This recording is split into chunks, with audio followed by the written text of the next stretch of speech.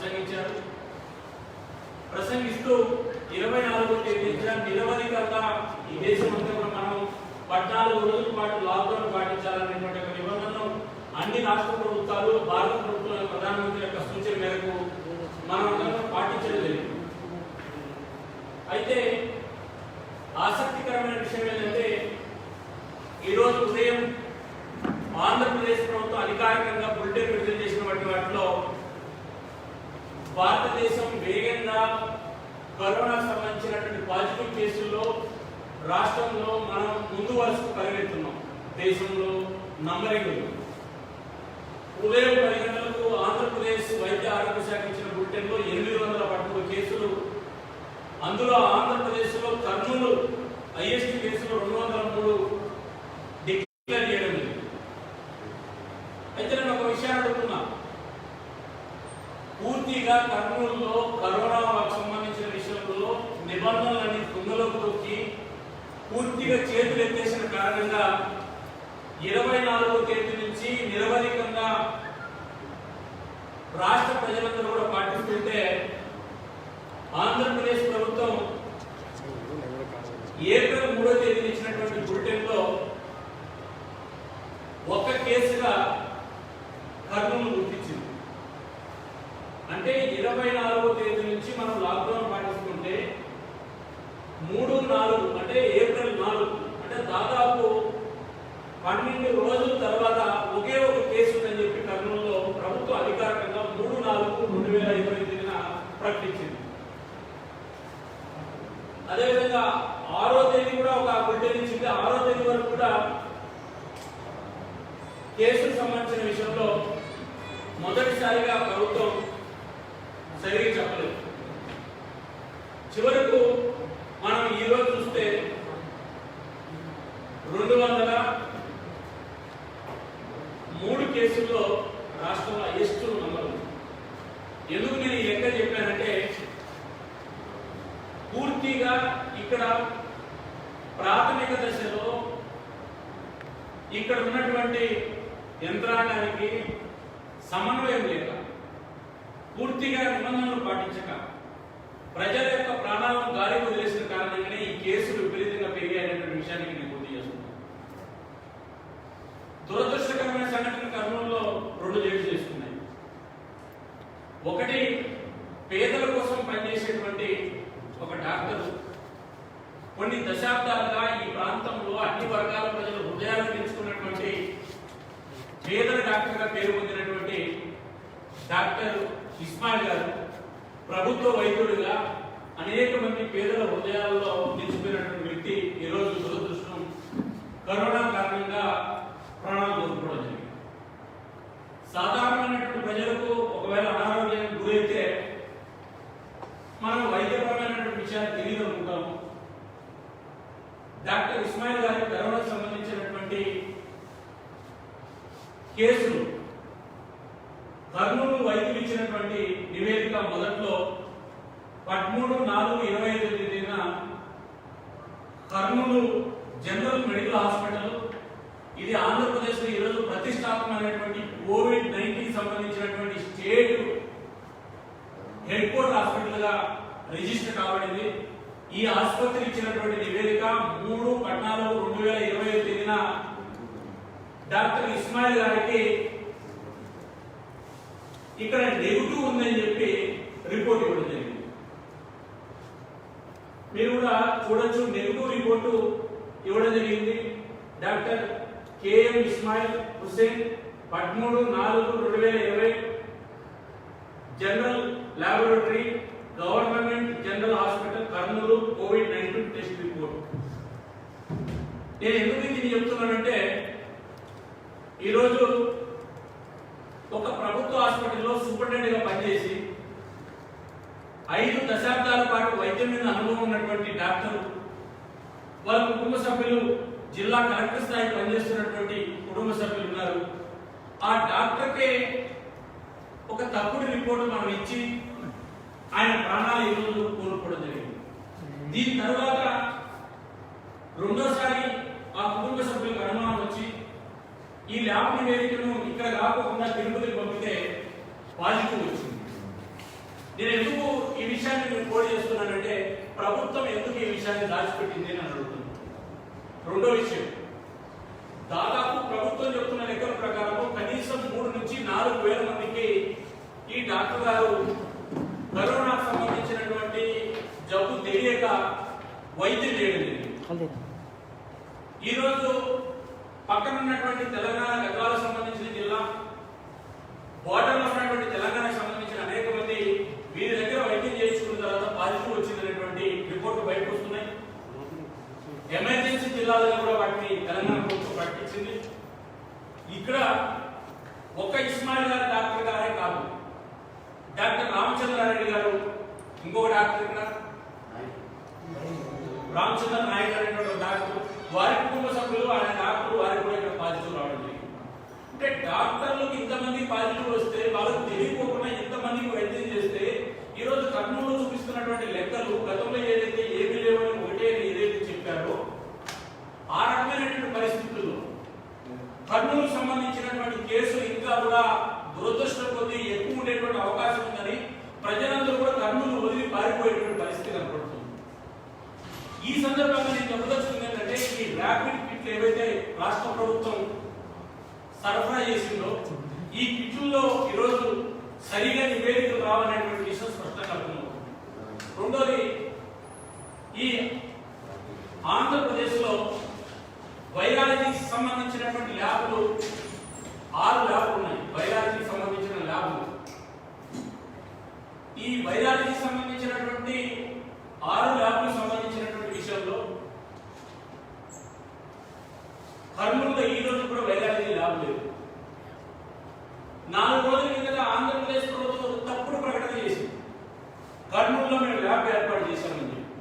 నేను అడుగుతున్నా, ఈ రోజు వరకు కూడా పెట్టినటువంటి ల్యాబ్, వైరాలజీ ల్యాబ్ సంబంధించి టెక్నీషియన్ రిపోర్ట్ చేసుకోలేదు. నేను మీడియాతో మాట్లాడుతున్న సమయాన్ని దానికి సంబంధించినటువంటి ల్యాబ్ యాక్టివిటీ లేదని చెప్పేది నేను అధికారికంగా చెప్పదలుచుకున్నాను.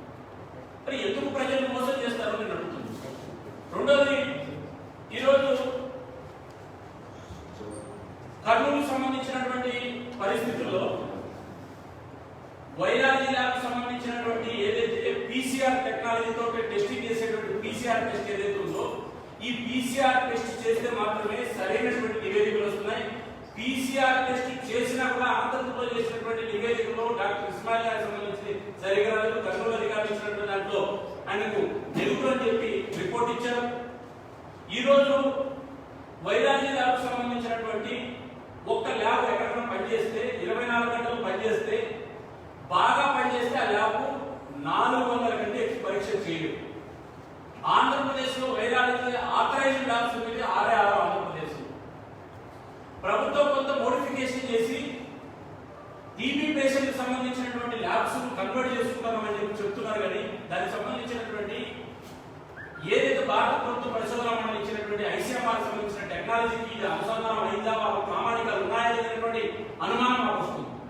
నిజంగా అవి చేస్తే సంతోషం. అనేక టీబీ ల్యాబ్కు సంబంధించినటువంటి మనకు ఈ రాష్ట్రంలో ఉన్నాయి ల్యాబ్లు. కాబట్టి ఇంత పెద్ద ఎత్తున కేసులు ఉన్నటువంటి కర్నూలులో ఈ రోజు కూడా మన ల్యాబ్ పెట్టలేకపోతే ఈ కర్నూలు ప్రాంత ప్రజలకు ఏం చేయాలనుకుంటే ఈ రాష్ట్ర ప్రభుత్వం నేను అనుకుంటున్నాను. మరొక విషయం, తక్షణం ఆంధ్రప్రదేశ్ ప్రభుత్వం ఈ ల్యాబ్ పెట్టామనేటువంటి తప్పుడు ప్రకటన ఏదైతే ఉందో దీని మీద వివరణ ఇవ్వాలనేటువంటి విషయాన్ని నేను డిమాండ్ చేస్తున్నా. మరొకటి ఏంటంటే కర్నూలు ఇంకా ఆశామాషిగా చేస్తే కర్నూలు ఎవరు రక్షించేటువంటి పరిస్థితి లేదు. ఇప్పుడు ముంబై ఏ రకమైనటువంటి ఒక ప్రత్యేక జోన్ గా మహారాష్ట్ర ప్రభుత్వం గుర్తించిందో, ఢిల్లీలో మర్కజ్ ప్రాంతాన్ని ఏ రకంగా ప్రత్యేకమైనటువంటి జోన్ గా గుర్తించిందో, కర్నూలుకు సంబంధించిన నగరాన్ని అష్టదిగ్బంధనం చేసి కర్నూలుకు సంబంధించినటువంటి దాంట్లో ప్రత్యేక జోన్ గా డిక్లేర్ చేయండి. రాష్ట్ర స్థాయికి సంబంధించినటువంటి వైద్యుల బృందాన్ని తక్షణం కర్నూలుకు పంపండి. తక్షణం కర్నూలుకు పంపి యుద్ధ ప్రాతిపదికన కర్నూలులో ఈ రోజు ప్రజలను పరీక్షలు చేసి రక్షించాల్సినటువంటి అవసరం ఉందనే విషయాన్ని నేను గుర్తు చేస్తున్నాను. సమన్వయం లేదు, ఇక్కడ అధికారుల మధ్య సమన్వయం లేదు. అధికారులు చక్కగా పనిచేస్తున్నారు. పని చేయడం ఒకటే కాదు, వాళ్ళకి కావాల్సిన సదుపాయాలు కానీ, డాక్టర్ల విశ్వాసం కానీ, రక్షణకు సంబంధించిన అంశాలు కానీ ఇవ్వాల్సినటువంటి అవసరం ఉంది. ఈరోజు భౌతిక దూరాన్ని పాటిస్తూ మనం ఈ ప్రెస్ కాన్ఫరెన్స్ లో మీడియాతో ఇంత దూరంగా కూర్చున్నారు. ఈరోజు కనీసం ఎవరికి రక్షణ లేనటువంటి పరిస్థితి మనకు కనబడుతుంది.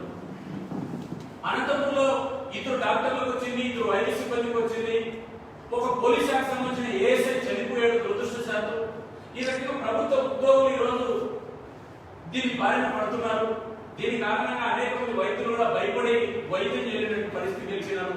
కారణం ఏంటంటే వాళ్ళకి కావాల్సిన వ్యక్తిగతమైనటువంటి రక్షణకు సంబంధించినటువంటి పీపీఈకి సంబంధించినటువంటి లేకపోవడం వల్ల అనేటువంటి విషయాన్ని తెలియజేస్తుంది. మరొకటి ఏంటంటే కర్నూలు ఇన్ని కేసులు పెరగడానికి ఎవరు కారణం అనేటువంటిది ప్రభుత్వం ఈరోజు ఒక సిట్ను స్పెషల్ ఇన్వెస్టిగేటివ్ ఏజెన్సీని ఏర్పాటు చేయాలి. బాధ్యులైనటువంటి వాళ్ళను తక్షణం క్రిమినల్ కేసులు నమోదు చేసి ఈరోజు చర్యలు తీసుకోవాల్సిన అవసరం ఉంది. కొంతమంది కర్నూలులో వాళ్ళందరూ వాళ్ళే సెల్ఫ్ డిక్లేర్ చేసుకొని మాకు పాజిటివ్ సర్టిఫికేట్ వచ్చినాయి, నెగిటివ్ సర్టిఫికేట్ వచ్చినాయని రాజకీయ నేతలు కూడా చూపిస్తున్నారు. టీవీల ముందుకి, పేపర్ల ముందుకు వచ్చి మిమ్మల్ని ఎవరు అడిగారని అడుగుతున్నాను. ఎవరు మిమ్మల్ని అడిగారు? ఎందుకు మీరు చూపించుకుంటున్నారు? అంటే మీరు ఎక్కడ పాజిటివ్ కేసుకు సంబంధించిన వ్యక్తితో కలిసి తిరిగారా? వాళ్ళతో మీకు సంబంధాలు ఉన్నాయా? వాళ్ళని మీరు రక్షణ కల్పించారా? ఈ అనుమానాన్ని నివృత్తి చేయాల్సినటువంటి బాధ్యత ప్రభుత్వం మీద. ఇంకొకటి, ఎవరికి కూడా మత కోణంలో ఈ కరోనా వైరస్ చూడాల్సినటువంటి అవసరం లేదు. భారతీయ జనతా పార్టీగా తీవ్రంగా ఖండిస్తున్నాం.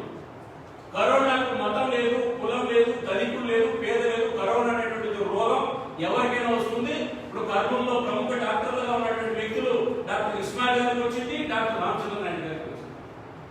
కాబట్టి తప్పు చేసినటువంటి వ్యక్తులు తప్పించుకునే దానికోసం, తప్పించుకున్నవాడు ధన్యుడు సుమతి అని ఇక్కడ ఎవడైతే తప్పు చేశాడో, ఎవడైతే వందల మందికి కారకులైనారో వాళ్ళు ఈరోజు మతాన్ని అడ్డుపెట్టుకొని బయటపడాలని చూస్తున్నారు. నేను ఒక విషయాన్ని గుర్తు చేస్తున్నా, సామాజిక బహిష్కరణ చేయాలి వాళ్ళందరినీ కూడా. అలాంటి దుర్మార్గులు ఎవరైతే ఉన్నారో, కర్నూలు అనేక కుటుంబాలు ఈరోజు పాజిటివ్ కావడానికి కారకులు ఎవరైతే ఉన్నారో సామాజికంగా వాళ్ళని బహిష్కరణ చేయండి. రాజకీయాల్లో ఏమైనా మతాలను పెట్టుకోవచ్చు, కులాలను పెట్టుకోవచ్చు, వర్గాలను పెట్టుకోవచ్చు అనేటువంటి వ్యక్తులను మీరు బహిష్కరణ చేయమని చెప్పి నేను కర్నూలు ప్రజలు గుర్తు చేస్తున్నాను. ఇప్పుడు రాజకీయాలు మాట్లాడేది ఎప్పుడు ఓట్లు, సీట్లు, నోట్లు, కోట్లు ఏమైనా ఈ ప్రభుత్వానికి ఇంకొక పని ఏం లేదా? ప్రజలు మీకు క్యాండిడేట్ ఇచ్చింది, ఈ రకమైన పరిస్థితులు కూడా రాజకీయాలు చేయమని. బట్ తక్షణం ఆంధ్రప్రదేశ్ ప్రభుత్వం కర్నూలుకు సంబంధించిన విషయంలో తక్షణ చర్య తీసుకోవాలి. దీనికి సంబంధించిన నివేదికను భారత ప్రభుత్వానికి ఇస్తాం.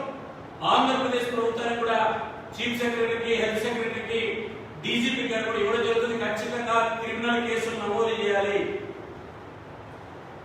క్రిమినల్ కేసులు నమోదు చేయకపోతే ఈ కర్నూలు ప్రజలు మిమ్మల్ని ఎవరు క్షమించారనే విషయాన్ని నేను గుర్తు చేస్తున్నాను.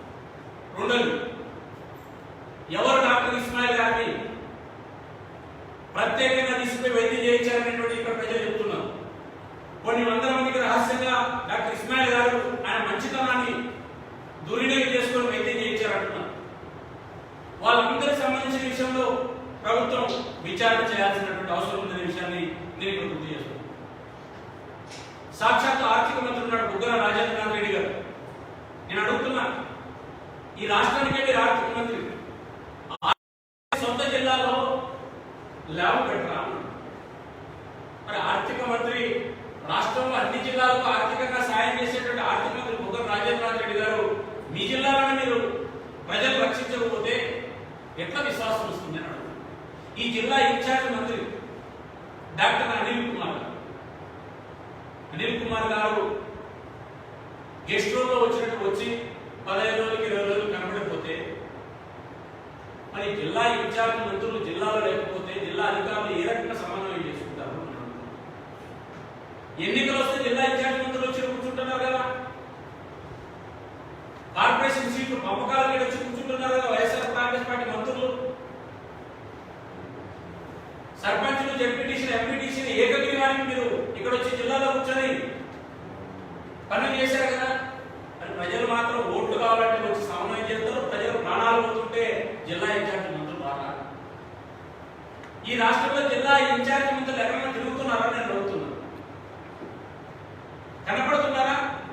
ఆ వ్యవస్థను రద్దు చేశారా? జిల్లా ఇన్ఛార్జీల మంత్రుల వ్యవస్థను రద్దు చేశారా? నేను ఈ రాష్ట్ర ప్రభుత్వాన్ని ప్రశ్నిస్తున్నాను. ఇంకొకటి ఏంటంటే, కొంతమంది ప్రజాప్రతినిధులు మీ కుటుంబ సభ్యులకు కరోనా పాజిటివ్ వచ్చిందని చెప్పి ప్రభుత్వమే ప్రకటించింది. మీ కుటుంబ సభ్యులకు కరోనా వచ్చినప్పుడు మీరెందుకు కరోనా పరీక్షలు అధికారికంగా చేయించుకోలేదు? మేము దీన్ని రాజకీయం కోసం మాట్లాడడం లేదు, ప్రజాప్రతినిధులను రక్షించుకునే దానికోసం చెప్తున్నాం. కరోనా వైరస్ అనేటువంటిది వచ్చి మీరు దాచిపెట్టుకుంటే మీతో పాటు మీ కుటుంబ సభ్యులు, పక్కింటోళ్ళు, ఎదురింటోళ్ళు, మీరు అధికారిక కార్యక్రమాల్లో పాల్గొంటే అధికారులు, జర్నలిస్టు మిత్రులకు, ఇతర వ్యవస్థలు కూడా వస్తుంది. అటు మీకు చేతులు తిరుగుతున్నాం, క్రిస్టియన్ పోతూ సెల్ఫ్ డిక్లరేషన్ చూపించద్దు, లెటర్ ప్యాడ్ మీద రాసుకొని మీరు డాక్టర్లు గారు వైరాలజీ ల్యాబ్ మీలో లేవు, తక్షణం మీరు వైద్య పరీక్షలు స్వచ్ఛందంగా చేయించుకోండి, మీ ప్రాణాలను మీరు రక్షించుకోండి అని చెప్పి నేను విజ్ఞప్తి చేస్తున్న కర్నూలులో కొంతమంది ప్రజాప్రతినిధులు. ఇంకొకటి, ఈరోజు కర్నూలుకు సంబంధించి కర్నూలులో ఏదైతే ఆంధ్రప్రదేశ్ ప్రభుత్వం కోవిడ్-19 ప్రత్యేక ఆసుపత్రి పెట్టిందో ఒక కర్నూలులో పెడితే ఈరోజు ఉపయోగం లేదు. ప్రతి జిల్లాకు తక్షణం యుద్ధ ప్రాతిపదికన భారత ప్రభుత్వం ఓన్లీ వైద్య పరికరాలకు 18,000 కోట్ల రూపాయలు డబ్బులు ఇస్తుంది. మీరు తక్షణం జిల్లాకు ఈ రాష్ట్ర ప్రభుత్వం ఏర్పాటు చేయమని చెప్పి నేను గుర్తు చేస్తున్నా. టెస్ట్ కిట్లకు సంబంధించిన దాంట్లో సరైన నివేదిక రావడం లేదనేటువంటిది టెస్ట్ చేయించుకున్నటువంటి అనేక మంది డాక్టర్లు వాటిని పరిశీలించి చెబుతున్నారు.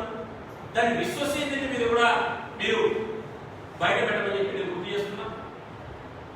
ఏదైతే ఈ రాష్ట్రంలో ఉన్నటువంటి మెడికల్ కళాశాలలు ఏవైతున్నాయో, ప్రైవేట్ మెడికల్ కళాశాలలు ఏవైతున్నాయో, ఆ కళాశాలకు సంబంధించినటువంటి జూనియర్ డాక్టర్లు అందరినీ కూడా ఈరోజు ఎమర్జెన్సీ సర్వీసెస్ కు మీరు ఆల్రెడీ తీసుకొచ్చారు కాబట్టి వాళ్ళందరినీ కూడా విస్తృతంగా ఈ ప్రజలను పెద్ద ఎత్తున పరీక్ష చేయమని చెప్పి ప్రభుత్వానికి సూచిస్తున్నాం. రాజకీయాలకు రోజులు మానేవి. వైఎస్ఆర్ కాంగ్రెస్ పార్టీకి ఈ సమస్యలు తప్పుదో పట్టించి మీ చేత కానటువంటి అసమర్థత అనేటువంటి ఏకపక్ష నిర్ణయాలతోటి ఇది సరైనటువంటిది కాదు, ఇది సరైన సమయంలో కాదు. విపక్ష పార్టీలుగా మేము రాజకీయాలు పక్కన పెట్టి మీకు సహకరించేదానికి సిద్ధంగా ఉన్నాం. వైఎస్ఆర్ కాంగ్రెస్ పార్టీ నేతలకు ఆ ఓట్లు పిచ్చి, సీట్లు పిచ్చి పట్టుకొని దాంట్లో గిలిగిలిగిలిలో కొట్టుకుంటున్నాం.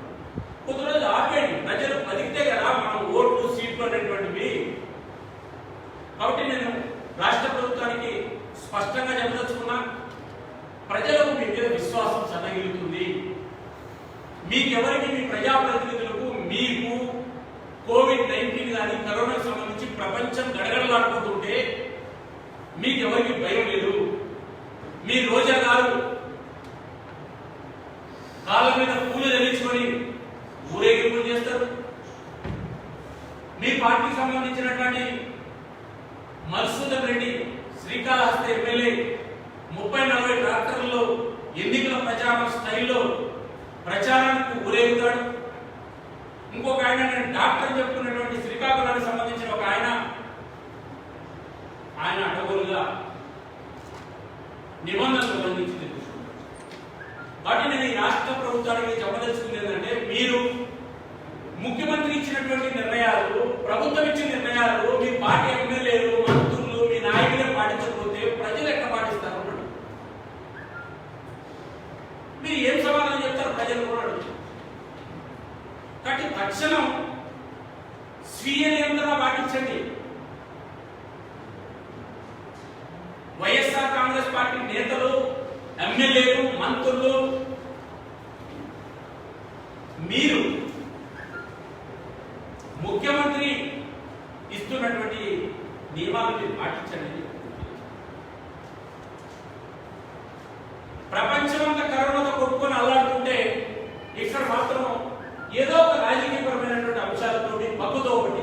చర్యలు ఆపేది మానేది. కాబట్టి తక్షణం ఈ ఆరోపణలు ఎదుర్కొంటున్నటువంటి ఎమ్మెల్యేలు మంత్రులు ఎవరైతే వీళ్ళ ఫస్ట్ కోవిడ్-19 పరీక్షలు చేయించండి. ఆ డిప్యూటీ సీఎం అంజాద్ బాషా గారికి, రోజా గారికి, మధుసూదన్ రెడ్డి గారికి, హాఫీజ్ ఖాన్ గారికి, ఆ గుంటూరు ఎమ్మెల్యే ముస్తఫా గారికి, ఆ శ్రీకాకుళం సంబంధించినటువంటి ఒక ఎమ్మెల్యే అప్పలనాయుడు గారికి దయచేసి రాష్ట్ర ప్రభుత్వం వీళ్లకు కరోనా కోవిడ్-19 పరీక్షలు చేయించమని చెప్పి ప్రజల కోసం. ఎందుకంటే ప్రజాప్రతినిధులు ఇలా ప్రజలు లక్షలు ఓటేసి గెలిపించుకున్నారు. ఇలా ప్రాణాలు కాపాడేటువంటి బాధ్యత మా మీద ఉంది. మేము బాధ్యతగా చెప్తున్నాం. వాళ్ళు చేయించుకుంటే పరీక్షలు ప్రజలు ధైర్యంగా ముందుకు వచ్చి పరీక్షలు చేయించుకుంటారు. ఇప్పుడు ఒకవేళ మా మీద అనుమానం వచ్చిందనుకోండి, తక్షణం మనం చేయాల్సిన పని ఏంది? జర్నలిస్టులు కానీ మేము కానీ ఇంకోరు కానీ ముఖ్యమంత్రి చేయించుకున్నాడు కదా మీడియా సమక్షంలో. మరి ముఖ్యమంత్రి చేయించుకున్నప్పుడు ఈ ఎమ్మెల్యేలు భయపెట్టి కొన్నాడుతున్నారు అంటే మీరు ఎక్కడ తప్పు చేశారా? కోవిడ్-19 పాజిటివ్ కేసులు ఎక్కడ తీసుకుని దాచిపెట్టి ఇన్నాళ్ళ ప్రయత్నం చేశారా? కాబట్టి తక్షణం ఆంధ్రప్రదేశ్ ప్రభుత్వం ప్రజలకు విశ్వసనీయత కాపాడుకోవాల్సినటువంటి అవసరం. ఈ కోవిడ్ టెస్టుకు సంబంధించినటువంటి ఏదైతే కొనుగోలు చేసిన కిట్లే వెళ్తున్నాయో దానికి సంబంధించినటువంటి పని ఎంత అనేటువంటిది కూడా ఈరోజు ప్రజలకు జవాబుదారీ చెప్పాల్సిన. ఖచ్చితంగా ఈ అంశాల మీద ప్రభుత్వం రాజకీయ కోణంలో చూడుకోకుండా మానవీయ కోణంలో చూసి ప్రజలను కాపాడమని చెప్పి గుర్తు చేస్తుంది.